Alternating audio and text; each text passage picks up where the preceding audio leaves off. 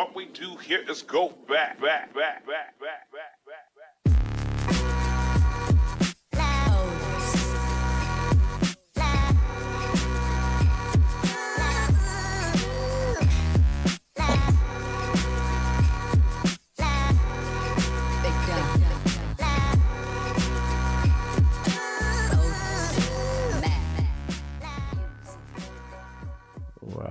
Welcome to the Hustle Sold Separately. We are a weekly podcast dedicated to doers, creators, artists, athletes, entrepreneurs, CEOs, hustlers, people in and around the world that are really in their vibe. They're on their thing. They're building on something they truly believe in. They're often doing it against societal rule, going against the status quo. They're game changers, history makers. Literally, they are like making history.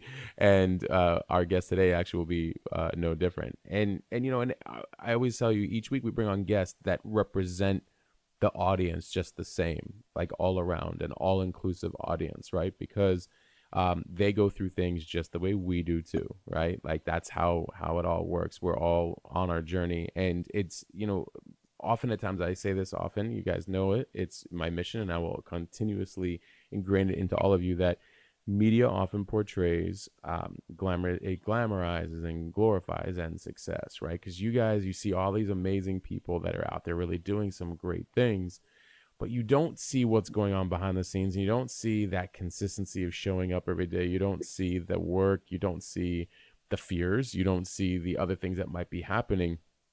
And so we like to have very healthy conversations about all of it. And our guests are just basically talking about what are they experiencing on their journey. So absolutely appreciate each and every one of you guys. For those of you that are a little bit newer, I'm Matt Gottesman. You guys can reach out to me on @MattGottesman on Instagram, or @HDF Magazine, where we talk a little bit more about entrepreneurship and the journey there as well too. And @Hustle Sold Separately. And then of course you guys know I answer each and every DM, text, reply. Our guest today will tell you that. That's how we met, online.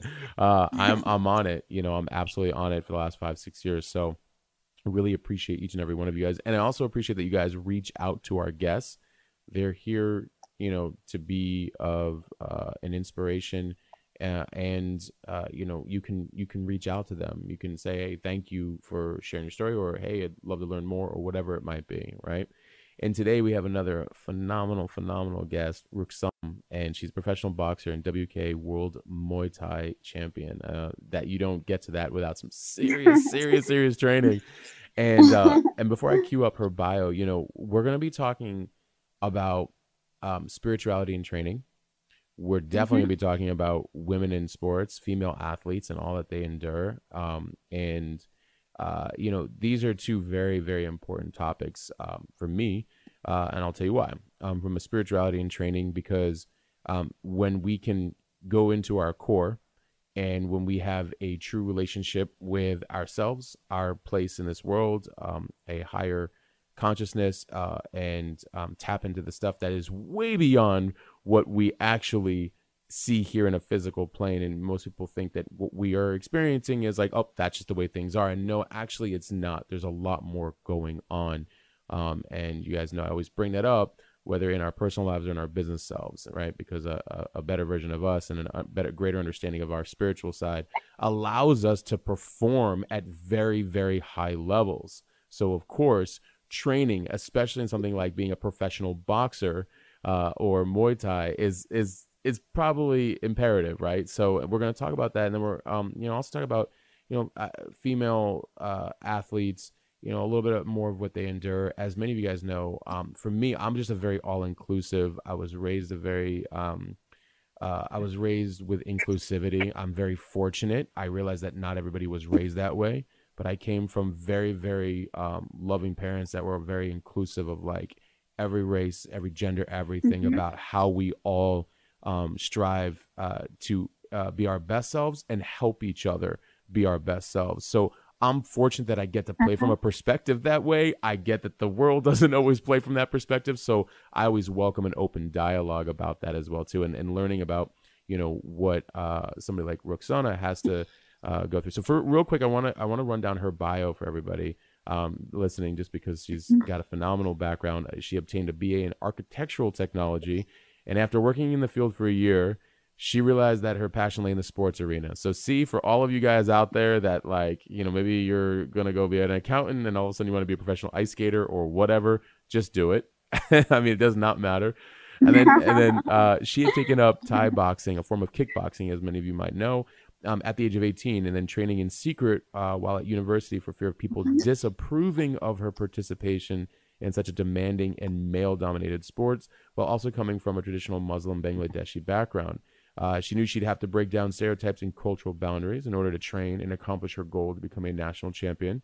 And then in 2009, she was selected for the Great Britain team and won a bronze medal in the World Championships. In 2010, she became the British atom weight champion. And in 2011, she won the European gold medal from Latvia before securing a bronze medal in 2012.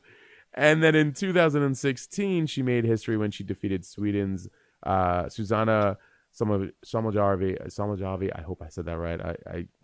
But to become the first British Muslim woman to win kickboxing world title.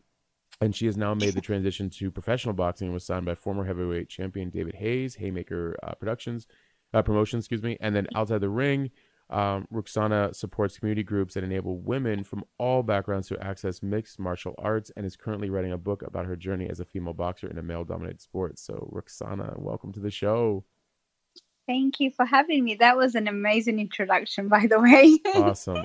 So no matter how big you get... Even I couldn't have done that. Perfect. So no matter how big you get or where you go or what show you go on, remember that was the greatest intro for you. So you'll come back. That was amazing. That was spectacular. Thank you for being on the show. Your background really stuck out to me. The moment we connected on social media, I was like, oh, that interesting. Like I immediately started looking up your background, ended up on Wikipedia and everywhere else, and I'm like, this girl's got it. So I would love for you to. Thank you. Yeah, no, absolutely. So I love when that happens. The social media has been beautiful that way. So before we get into like, you know, the spirituality and the training and, you know, I would love a little bit more of the context for the audience since I started learning about your background. If you know, whatever you want to share about the journey thus far, how it got to today, because that'll also really help everybody else figure out, okay, yeah, I see why we use these tools like spirituality and I see what females go through. I mean, I've had an incredible journey and I've come so far from where I started out. You know, I'm from a very traditional Muslim Bangladeshi family. I was born in England, East London, and I was quite a shy and timid young girl growing up in the heart of East London. But I always knew that I loved sports from a very young age. Like I was always passionate about martial arts. I remember going through magazines and newspapers, looking at Bruce Lee and Muhammad Ali. I was just so intrigued by martial arts. But I knew for me it was out the question to pursue, you know, any kind of sport, let alone a very, you know, one of the most deadliest sport in the world, you know, which was designed as a warfare art by the Thais in those days.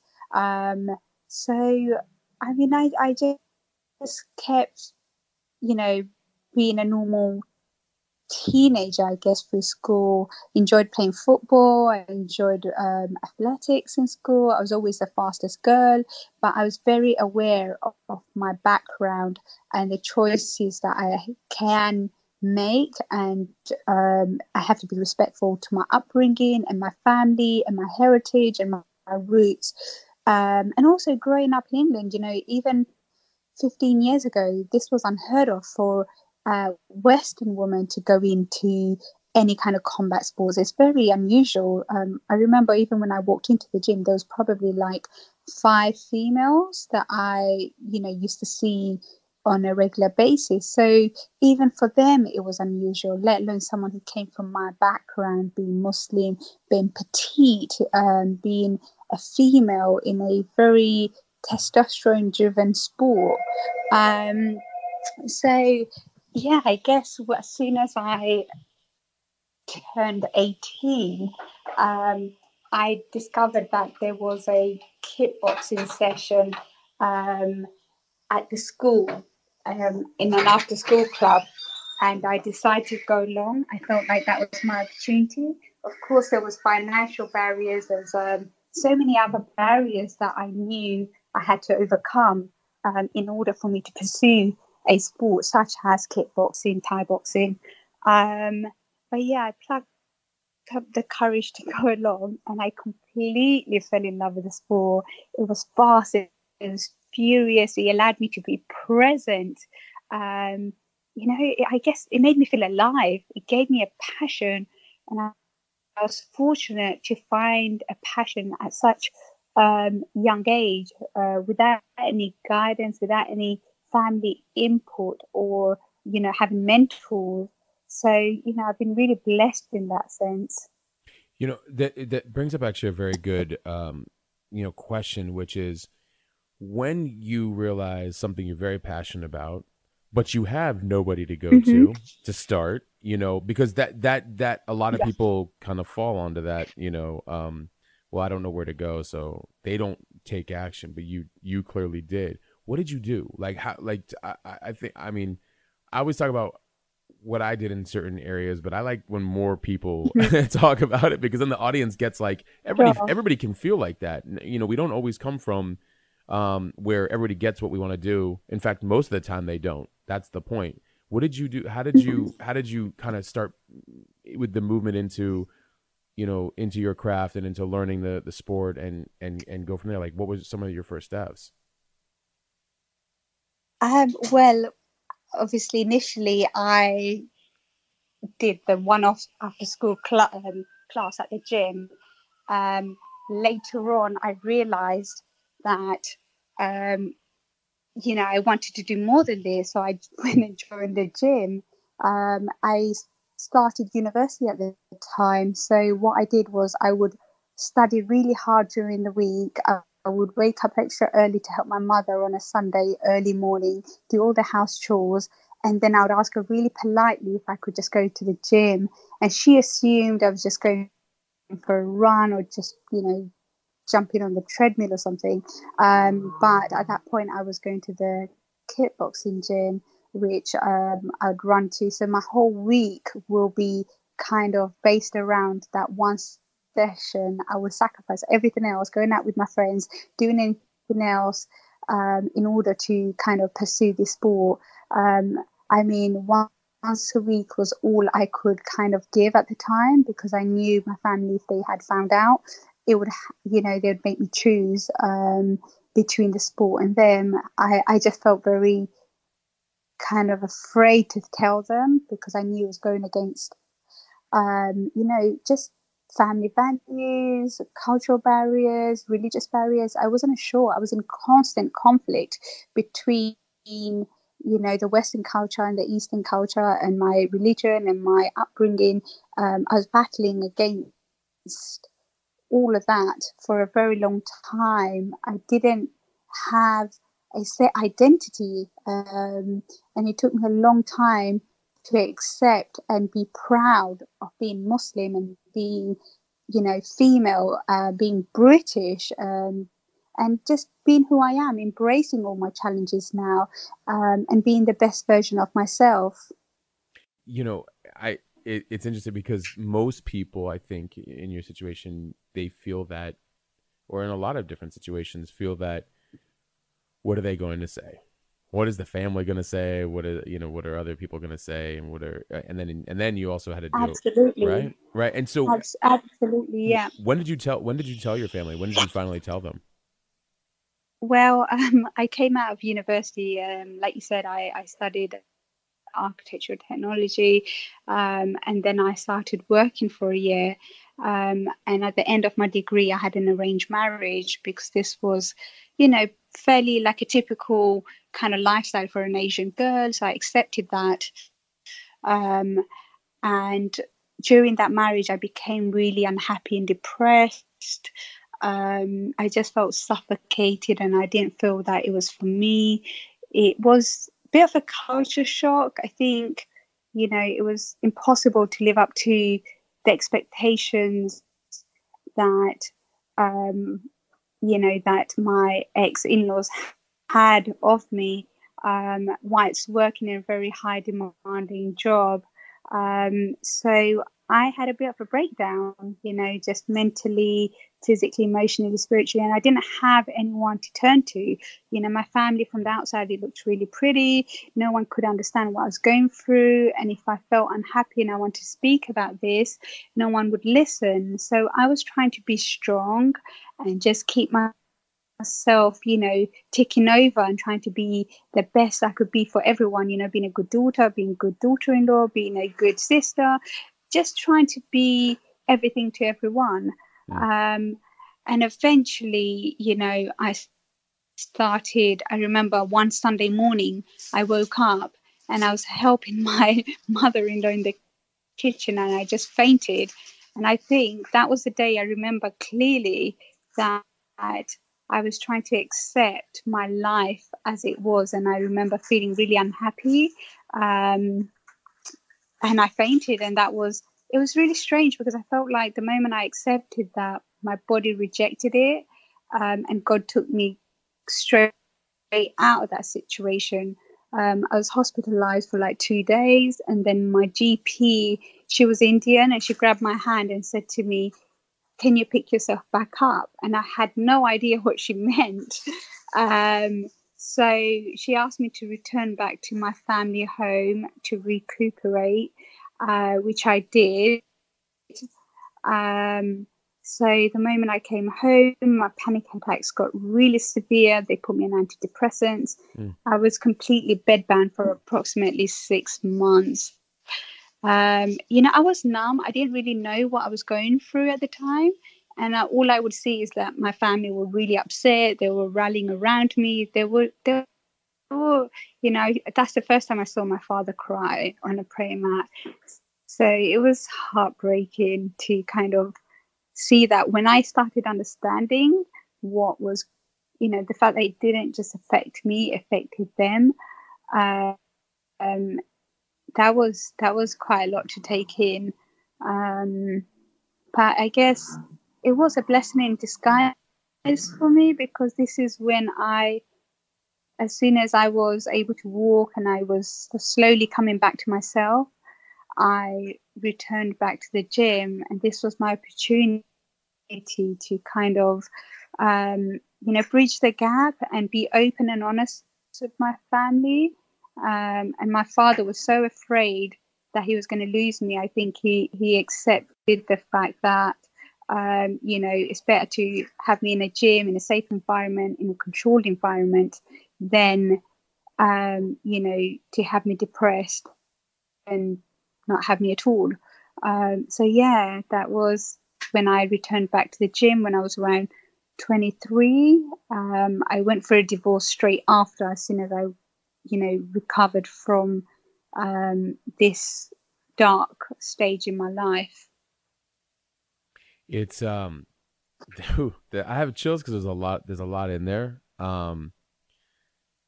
We can only go so far in a direction that isn't for us, that doesn't feel good, that we're unhappy, that we're trying to make everybody else feel good. You can only go so far until there's a crash, and so and I love that you said that. I think that the moment I try to accept it, my body rejected it, and I firmly, it's so true. Right? Oh, I firmly believe in that. Because it's really strange, because I remember I was trying to kind of open up to my friends, and they said to me, "Stop being a Western woman, and you have to be a good daughter-in-law, and this is your life." And everyone around me was telling me to accept it, and that I wasn't good enough, because I was quite modern in my outlook. I was spiritual. However, I was modern in my kind of, a modern Muslim, being ambitious.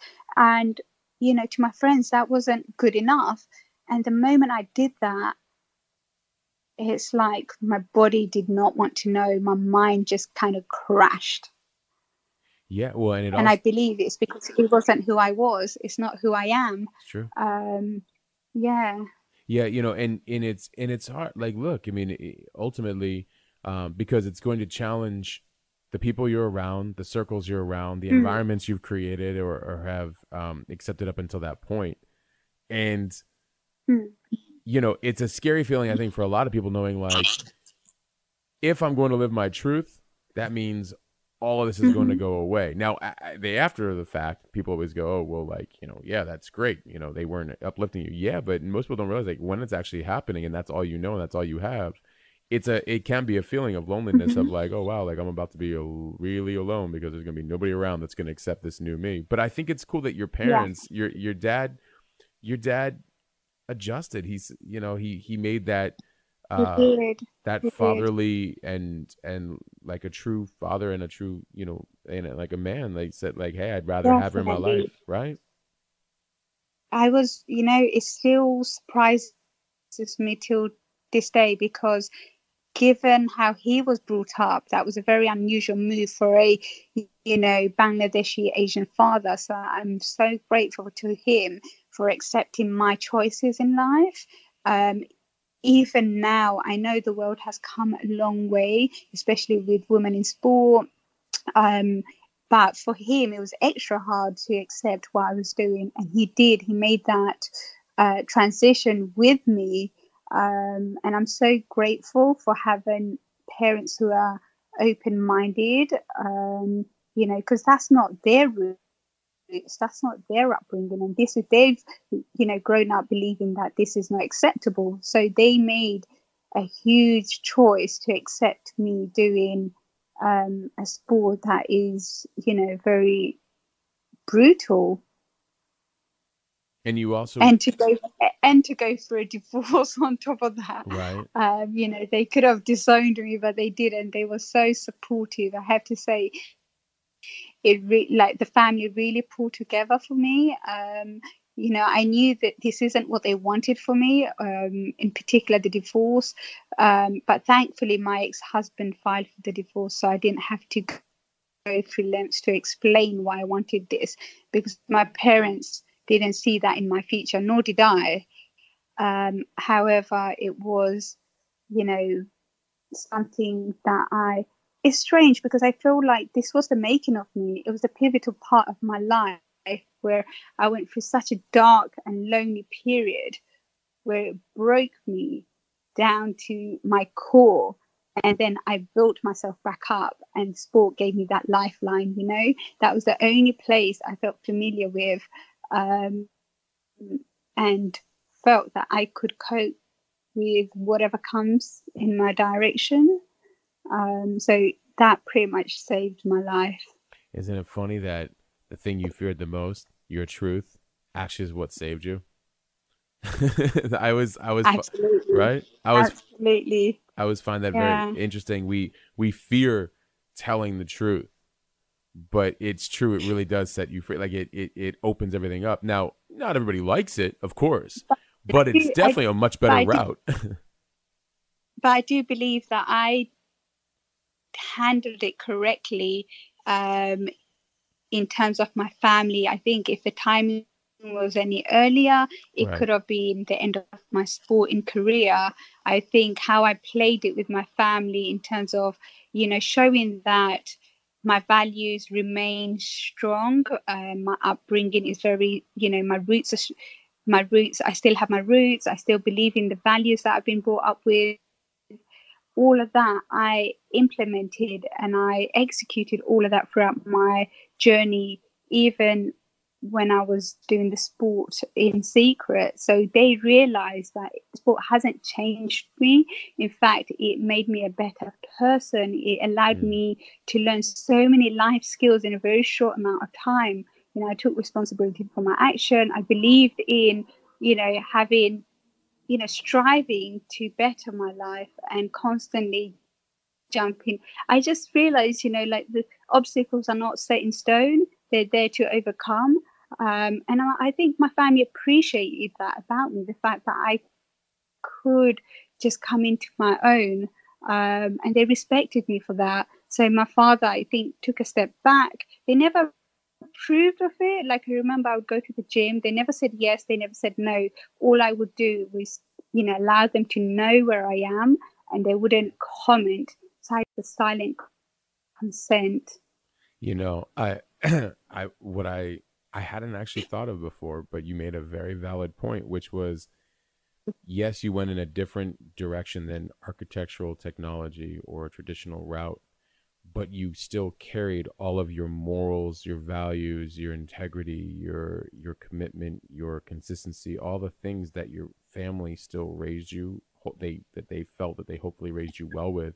You took that Yeah, into something else, and it would still be very proud for parents to see, oh wow, like it's not the job I chose, but look at how we raised her and how she's definitely. taking that into Yeah, something else, because it makes you a good athlete, it makes you a noble athlete, it makes you a humble athlete, right? I mean, when you think about it, if we're translating over into the athletic side, good mm, sportsmanship, good training, consistency, hard work, like yeah, they get to still see what, definitely. right?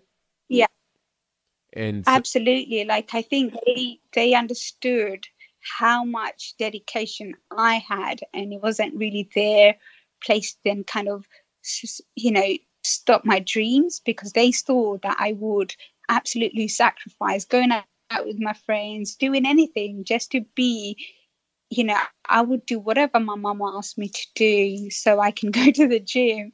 And my father would see the fact that I would get up in the morning, go for my runs, go for a run in the evenings. It didn't matter how cold it was, it didn't matter if it was snowing outside. I was so disciplined. And I think they realized that this is something that's actually making me a stronger person, rather than trying to, deflate me in a way. So, yeah, and I guess my parents, I'm just grateful that I've seen other Asian parents and how they are.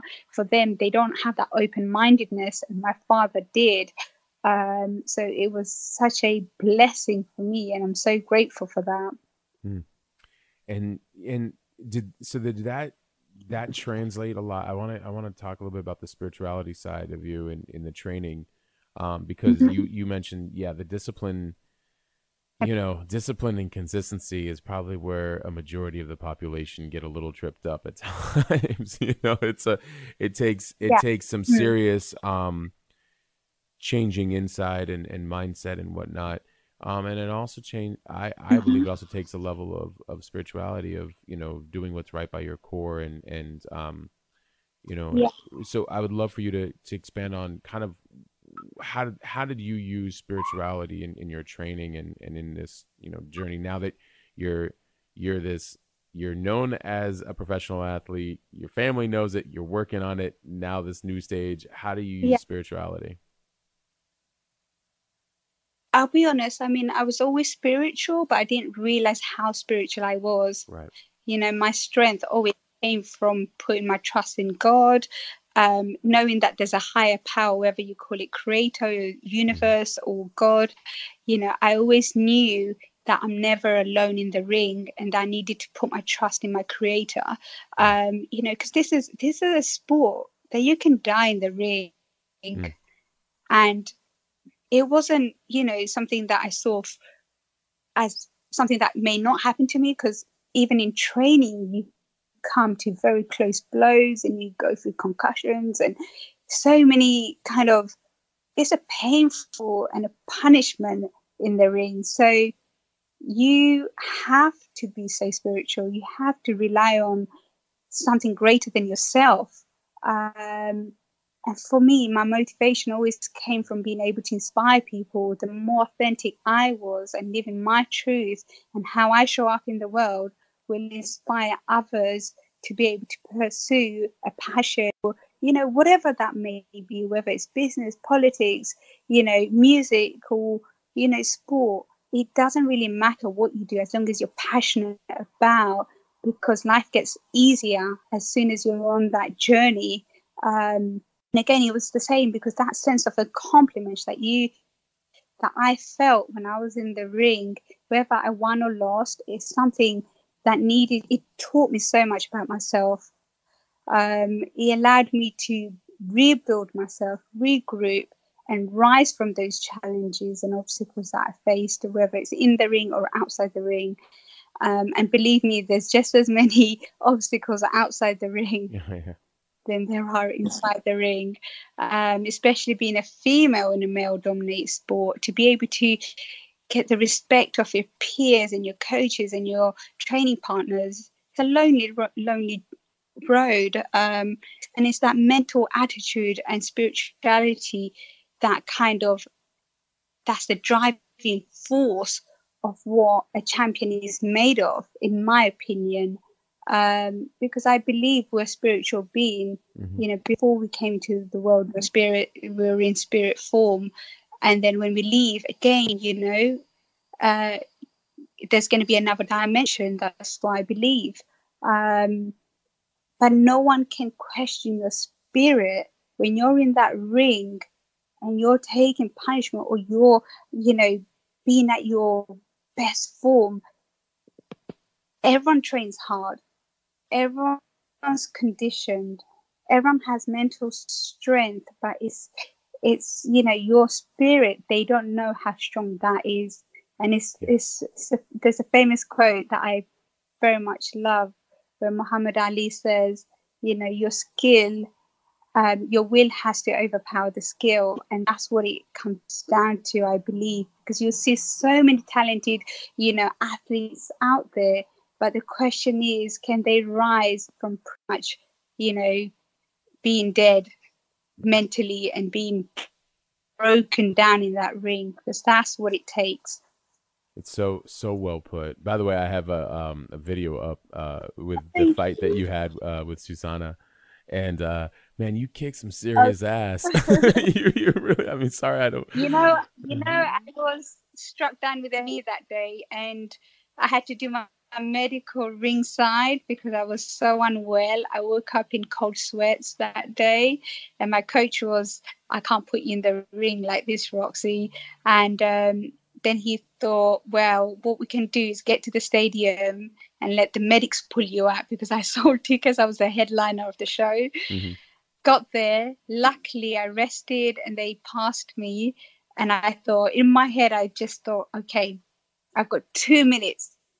In 2 minutes, I need to knock her out and end this fight, because I don't have it in me to go the distance. But of course, this fight went the distance. And there's a moment in that fight, I think it's on the 4th round, where I had nothing left in the tank. Absolutely nothing. I'm just standing in front of her and she's walking right in front of me, and I didn't even have any energy to move my legs. But into sheer willpower. And it just goes to show you, like, there's always, I like how you said, God's in the ring with me. Absolutely. I completely. This is something I remember reading Muhammad Ali's book, and oh my God, it just resonates so strongly with me when he said, when he's in the ring, he imagines God fighting through him. And it's funny because I used to do the same without knowing that he felt the same way. So it was such a nice feeling to realize that I wasn't the only one that would visualize and have those concepts in my mind.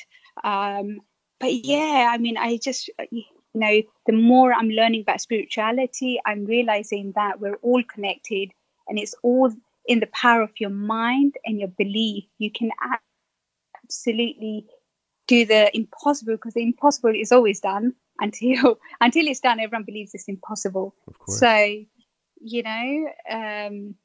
so yeah. No, I'm completely aligned with you on that. I think that people don't realize the sheer magnitude of the power that we really, really have.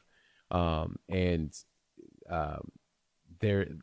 when we, especially when we're in our highly intuitive state of what resonates with our soul, the body's just a vessel. It's carrying out the soul's mission. And if you can get into the soul's mission, the God can work right through us, and for anybody that, what's that? I completely agree with that. I think we all have a purpose in life, and it's finding that and, pursuing that, because the more we're aligned with our the more successful, the more happy. It doesn't matter if we fail along the way, because I think that's part of the process.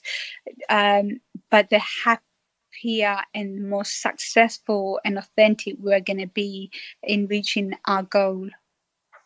That's so true. So, and you know, and you, I like that you brought up earlier about we have just as many challenges in the ring as we do outside the ring, you know, and so I think carrying that that higher conscious, that soulful connection into everything that we do is really how we rise above so much more than we're ever even really we realize that we're capable of. How has it been? What challenges did you? Obviously, you didn't think about the challenges of being a female athlete. You were just sticking to your soul of like, no, I want to go fight. Like, this just makes sense. But what happened once you started doing it? Yeah, I guess I just discovered the fact that this is what my sole purpose is, you know, and I was always driven by the fact that I wanted to become a world champion, and what that meant for me, the struggles and obstacles that I had to overcome. Finding the ring is actually the easy part. You know, there are things I had to deal with and learn to compose myself and deal with fear, because I had real bad anxiety getting in the ring. I knew I was good in the ring, but I still faced anxiety sitting in the changing room and dealing with all kinds of nerves and anticipation. I guess there's so many struggles through injuries, through coaching, through belonging, bullying, people trying to bring you down, and there's so many things. It's a very competitive sport on top of all of that. You know, it's the challenges I guess I faced was, you know, there was times where, you know, the females in the gym would refuse to train with me. They felt a little bit threatened by the fact that I returned and I was already in the advanced class rather than going through the process. But little did they know that I already belonged to the gym before I came back after my divorce. I don't know, the people are threatened by what they don't know, because they couldn't put me in a box. I wasn't white. I wasn't, you know, I didn't fit into the European group. I didn't fit into this group. I was just me, and I just loved the sport. And at so many points, my coach asked me to leave the gym, and he said, you know, Rox, why don't you just go somewhere else? Why don't you just, you know, oh, you're a British champion now. You got what you want here. Why don't you just retire? And I never felt, yeah, I mean, that was a huge, trying to even convince my coach to give me a shot was a challenge, because for him, it was a business. So he had to keep the majority happy. And if I'm excelling in the sport, it was upsetting other people in the gym. So he asked me to leave the gym, and I would train on my own a lot of the times. And especially in a sport where you need sparring partners, it's incredibly difficult to just hit the bag and be fit and be alert and, you know, sharp in your reaction. You need training partners and a diverse range of training partners. So I went through all of the bullying in the gym, being told at every step, give up, give up, give up. But I knew that wasn't my purpose. I was able to differentiate between my love for the sport and seeing everything else as an external stimulant rather than being part of the sport. Because my coach telling me to leave, the girls bullying me, I didn't connect the two. I managed to say, well, that's just people, but I still love the sport. And I kept going. And a lot of the times, if I'm honest, I remember for approximately 5 years, this was going on where I was being bullied. Or, you know, no one, if someone would refuse to train with me, they would chuck my bag on the floor as soon as I walked in. So what I would do is I'd go to the gym, and then I would go for a run to clear my head and prepare myself mentally, and then go into training. And this was something that I couldn't even share with anyone because I knew everyone wanted me to give up. You know, no one understood why I would do this. So it was such a struggle. And the moment I overcame all of that, I just believed that I didn't want to be pushed out once again. You know, I did that with my marriage. I felt like I had to, you know, that broke me. I didn't want to be pushed out of a place that I felt that I grew up in. And, you know, it was my gym. I didn't want to be bullied out again. So I kept going. And then I became national champion and a European champion. And then the world title came along. And at that point, you know, just after my British title, I was diagnosed with ME. And I guess it was a combination of many things, you know, going through the divorce, going through the anxiety, going through 5 years of bullying at the gym. All of that had an impact on my physical health, mental health.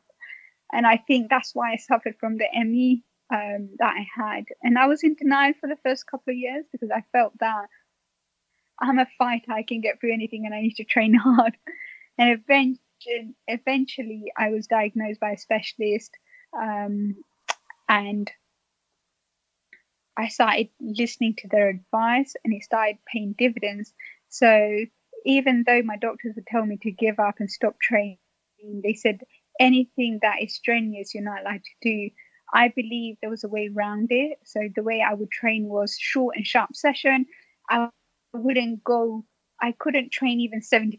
I would train 30% of using my energy. The rest was strategizing, training and understanding techniques and strategy that I would be able to expose people's weaknesses. So I would have the training incredibly smart rather than hard.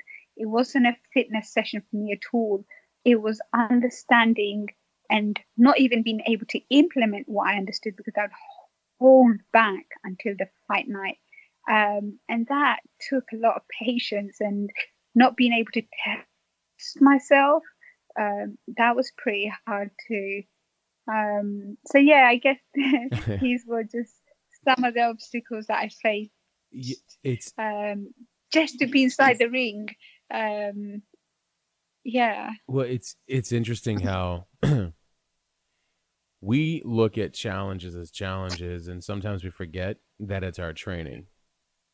And it's weird because you said it, you caught yourself. You're like, all right, I now have to pull back to 30%, and now I have to study other people's weaknesses. I have to study the game differently. And I was having this conversation recently about the fact that we also get to a stage where it's one thing when we're younger or we're brand new in a game and we can run 150 miles an hour without really needing necessary direction. We're just going to rely on either talent or like just going at sheer speed.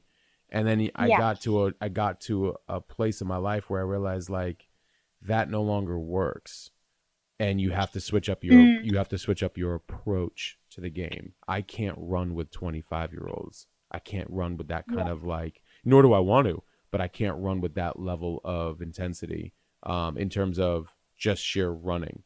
I have to change my entire approach based off of everything I'm learning, have learned, or am learning. And which is what makes you smarter in the game. But, you know, so it's interesting that, you know, these, when you're faced with them, they hurt on the surface level because they hurt emotions and they hurt like, really, why is everybody telling me to quit? Like, it's not me. Yeah. It's not me. I know it's not me. But then at the same time, it's also like, no, if you were to peel back the bad way it looks and actually call it what it really is, like, oh, hey, Ruqsana, we need you to train differently. But nobody ever gives it to you that way, right? So you're forced into thinking into it, you know? Yeah, this was something that I had to figure out on my own because I wasn't willing to give this up. You know, my GPs at numerous occasions have said to me, you know, you need to, at the most you can go walk. That was their advice on my fitness regime.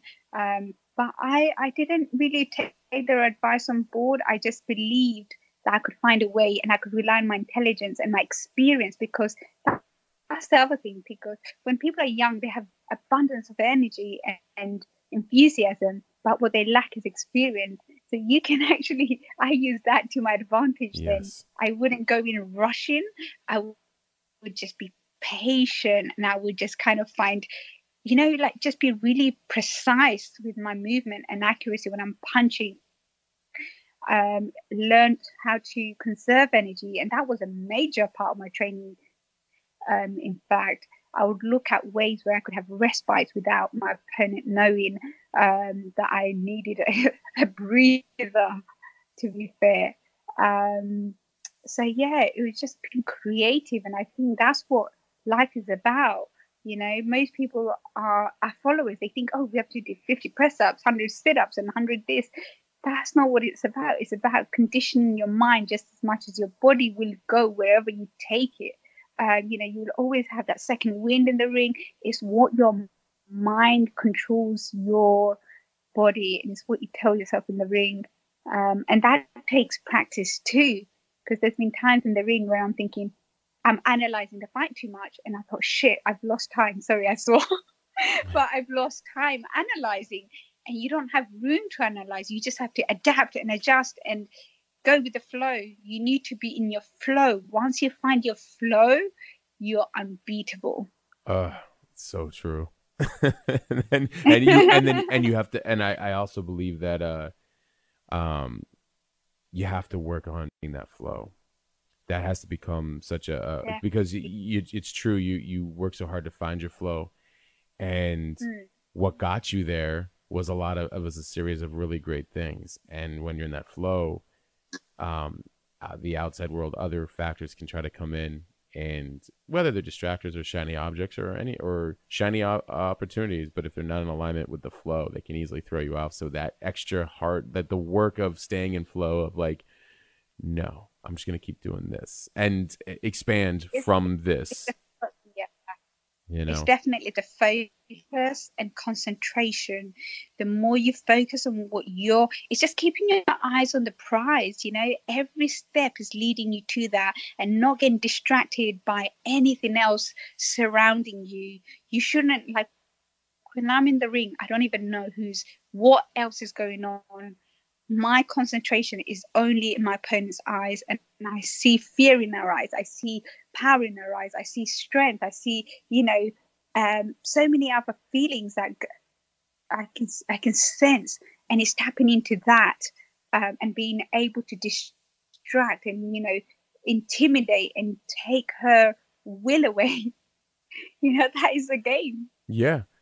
Well, and see, that just shows your experience now in the sport and in the game, and in the ring, like you because now, like, your whole approach is differently, and so they don't even know what's happening at that point. They don't even know, like, what they're getting into. More than the physical is important, to get your body onto a muscle memory state where everything is flowing on a neurological pathway, so you create all these nervous systems, and that you can move it in a sleek manner. But the real test is your attitude, and your mental strength is probably 80% in the ring. It's being hit, and you'll see opponents look so flashy in the first couple of rounds, but eventually you can wear them down, and you're like, wow. So this is when my experience and my mental strength and my will and my spiritual being comes in, and you need to allow that to flow into existence, because you might not see it in the first 2 rounds, but you will eventually start seeing who you really are. Because I think that's what happens with me when I'm in the ring. The first round, I'm kind of testing it out, and sometimes those other opponents are scoring all the points, but I get into my element, and it takes me a little bit longer sometimes, even though I know I can go from the straight from the bell. But I like to tap into something more than just the physical element, and it's allowing the mind to control what's going on, rather than, because you have to be intuitive. It's exactly what you said. When you're at a high elite level, it's all about it being intuitive and instinctive, and then having the set of skills that you require to come into play when you require them, and you just instruct them with your brain, and it comes in flow. Well, and your inner being knows exactly what to do, and knowing that is something else. it is. It really is. Well, and I like you said, when the bell rings, I don't come running out right as soon as the bell, first rings when you first start. That's experience. It took me years to get to a point where, you have to take a couple of rounds in the beginning. It looks like you're starting off slow, but you're not. You're analyzing. You're absorbing like what the game is. Yeah. You're figuring out the opponent. You're Yeah. figuring out the people. You're actually doing patient. And it's funny because they're firing on all cylinders. So they actually have no, and they can attack. They attack. I mean, I found this in business too. They do it in business too. And like they attack, and you're just like, you realize like, it's not that I'm not responding because, I already don't think it's worth it, but but more so because I'm letting you defeat yourself before I even start to like really pick up the steam, and I can drop you with one punch, you know? Yeah. You know what I mean? So go ahead. It's more analytical. It's, what's the word? It's setting down the foundation so you can you can go the distance. Yes. And the more you're kind of working on your basics and setting the foundations, the longer you're gonna go, the harder you can fight, because the endurance is there. I mean, I have been in fights where I've gone straight out, but that was in my early days, because that's how, when you're in panic, that's what you do. And that can happen too. Yeah. But when you're experienced and you know your strengths, and you're like, this ain't gonna faze me. Come full of, like you said, full cylinders. I can take this. I can cope with this. And then you start slowly breaking them down and wearing them down, to the point they have no answer. Everything's countered. Everything's strategic. So true. That's just life right there too. By the way, that's it's funny because I'm sitting here listening to you, and I'm sitting here listening and thinking about my how that applies. It's in my personal and business life. It's been a very interesting. It's very true. That's what experience does. And because you, even if you wanted to, you couldn't go to their level of play. It's not a game that is won. It's not a fight that's won. You cannot go down to that there, because you already know the outcome of their as well. So you're like even with you coming at me, I cannot go to your to that level, because it doesn't make any sense. It depends, because when you're in the ring, this is so interesting, because if they draw you into their fight, they're fighting their rhythm, their flow. Yes. And you're the one who's going to come out in the negative end then.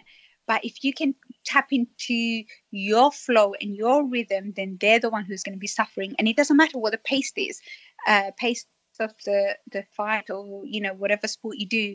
But as long as it's in your timing, then it's different. But a lot of the time, this is where the distractions will happen, where they will try and draw you into the fight that they want to have, and you have to reject that and find your flow again. There are going to be moments where you're off flow, but you need to quickly bounce back into that. Yeah, so true. It's so true. I'm actually relating it to like 3 incidents right now, but no, it's true. And that's where, interestingly enough, the difference from when we first start out to later on is the ability to get back into flow happens much faster, versus if you're just firing on all cylinders. And that's an old strategy. You're not, I mean, yeah, you're in a kind of flow, but you can get knocked out and struggle to get back in to find your flow again. But when you're older, that experience is like, all right, I know there's some basic training I need to do, and look, foundation already set up that it will put me right back in there, And so it's like we have our own tools and modalities that allow us to do that, What do you have coming up? So I'm fighting on a show in England, November the 29th. So my third boxing fight. So I'm pretty much learning on the job at the moment. So I've had no amateur experience. I do have transferable skills from the Muay Thai because I feel that I do have the resilience, I have the mental strength, I have the discipline, the focus. I have all of those, attributes that makes a fighter. The rest is me being able to learn the skill now and being able to apply it. And every time it's a different test. It's a different opponent. It's a different test in the ring. And yeah, I love the challenge. I love the fact that, it is scary, but it's overcoming those fears each and every time. And you're doing it, and you're doing it well. And where can everybody find you online, by the way? You can follow me on Instagram, which is Ruqsana Begum. That's spelled with Ruqsana Begum, Begum, and I think it's a _MT. So yeah, follow my journey. I really appreciate any support, any praise, any comments and thoughts, because I feel that we are all, connected, and we'll attract people that are meant to be in our life and be part of that journey. And if I can help anyone in any way and inspire them, hopefully, and I'm sure vice versa, people will inspire me.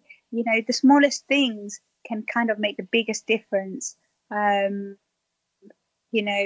see so much in my life, and sometimes when you see even young people going through struggles with health, and that really inspires me, because I think, wow, they have no choice but to fight.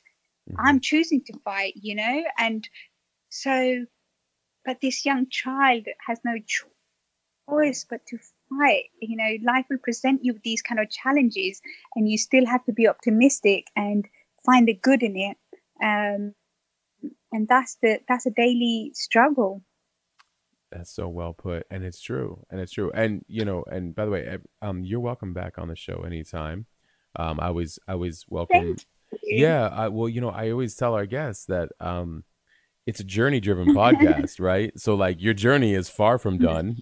So, and it's it's a relationship. Whether it's 6 months, a year from now, whenever, you come back on, we could talk about other topics, things that you're seeing, and, what you're learning as you went from Muay Thai to boxing, and, taking on a new art, but with an expanded experience, place in your life and all that. And, but you're welcome back on any time.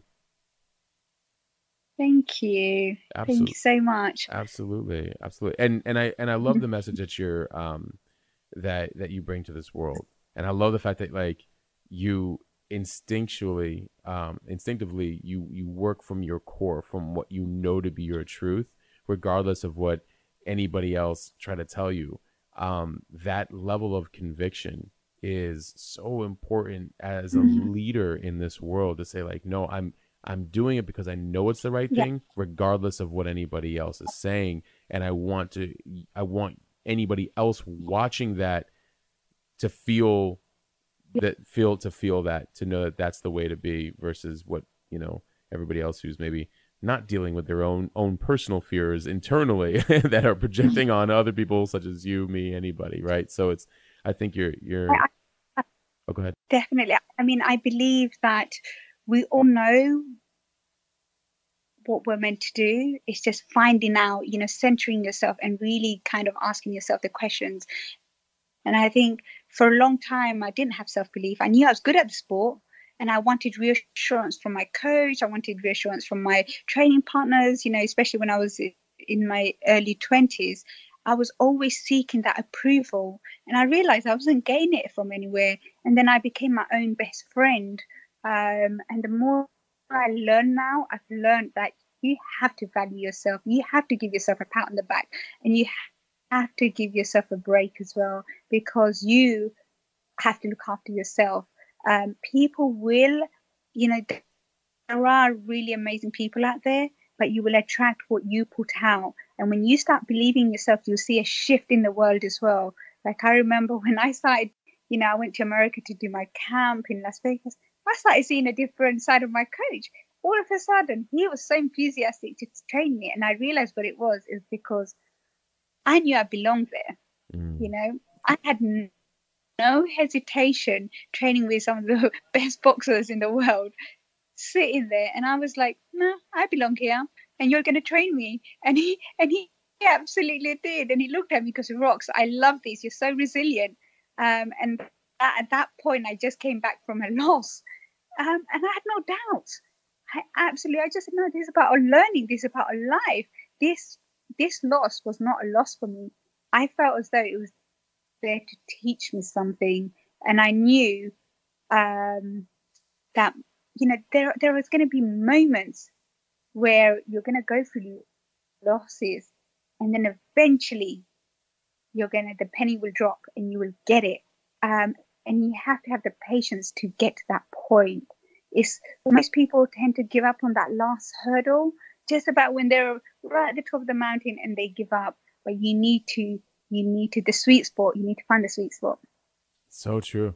That loss too, you know, the loss is usually the catalyst right before the next level. Anyways, that's why I always look at the loss like, okay, I'm going to tweak something and that's going to then put me into that next category. Got it.